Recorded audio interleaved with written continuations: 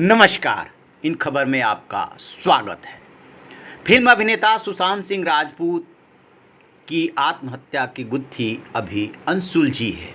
Mumbai police जांच पड़ताल में जुटी हुई है। रोज़ किसी न किसी उनके दोस्त या फिल्म से रिलेटेड जो कंपनी है उनको तलब किया जा रहा है, बातचीत चल रही है, पूछताछ हो रही है, लेकिन अभी किसी कंक्रीट कोई उसका आउटकम नहीं है कि आखिर क्या वजह रही।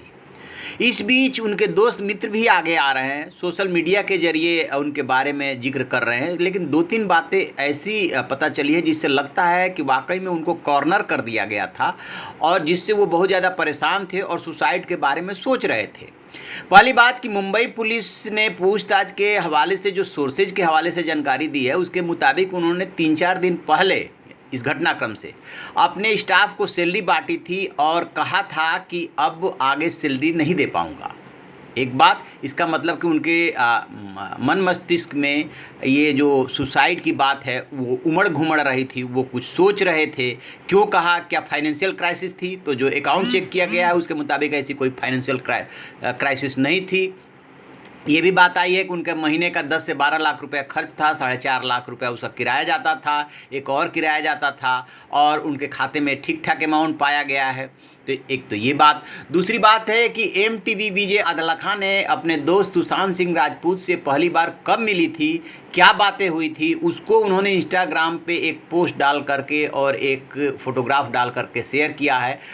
वो कह रही हैं कि दोनों ने सुसाइड पे उस दिन जब मुलाकात हुई थी बांद्रा वाले फ्लैट पे तो बातें हुई थी दोनों के बीच में, जैसे कि बालकनी से कूदकर कैसा महसूस होगा इस बारे में भी चर्चा की थी। सुशांत के साथ एक फ़ोटो भी शेयर की है जिसमें वो मस्ती के मूड में नज़र आ रहे हैं। पहली बार जब मैं सुशांत से उनके बांद्रा वाले घर पे मिलने गई तो हमने सुसाइड पर बात की थी। मुझे याद है हम दोनों बालकनी से नीचे देख रहे थे क्योंकि उनका घर कुछ मंजिल ऊपर था। सुशांत ने पूछा था कि कैसा लगेगा और अगर हम यहीं से नीचे कूद जाएं। उस समय मैंने फिर उनसे लाइफ के बारे में बात करनी शुरू कर दी थी, लाइफ को हम कैसे मज़ेदार बना सकते हैं, बचपन से मुझे किन चीज़ों का शौक़ रहा है, वगैरह वगैरह। हमारी बातचीत काफ़ी अच्छी थी। उस रात हमने बातें की, हंसे, ड्रिंक की और फिर मैं घर वापस आ गई।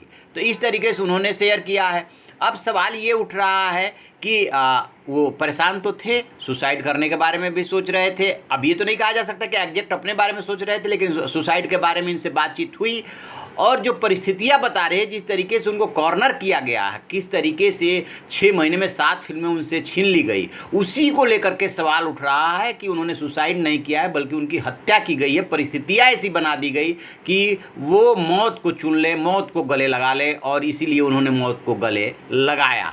अब वो जो सैलरी स्टाफ वाली बात आ रही है कि उन्होंने सैलरी देते समय क्या कहा था, तो मुंबई पुलिस इस मामले में ये कह रही है कि एक्टर ने 3 दिन पहले घर में मौजूद स्टाफ को सैलरी दी थी।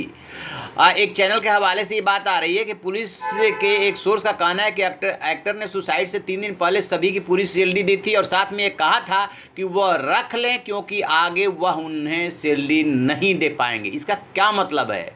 मतलब फाइनेंशियल क्राइसिस थी नहीं तो क्यों नहीं दे पाएंगे? यहीं से अंदाज़ा लग रहा है कि वो परेशान थे और बहुत दिनों से सुसाइड करने को सोच रहे थे। देखते हैं आगे इसमें जैसे कोई अपडेट मिलेगा हम आपको बताएंगे। आप देखते रहिए हमारा डिजिटल चैनल इन खबर। Thank you.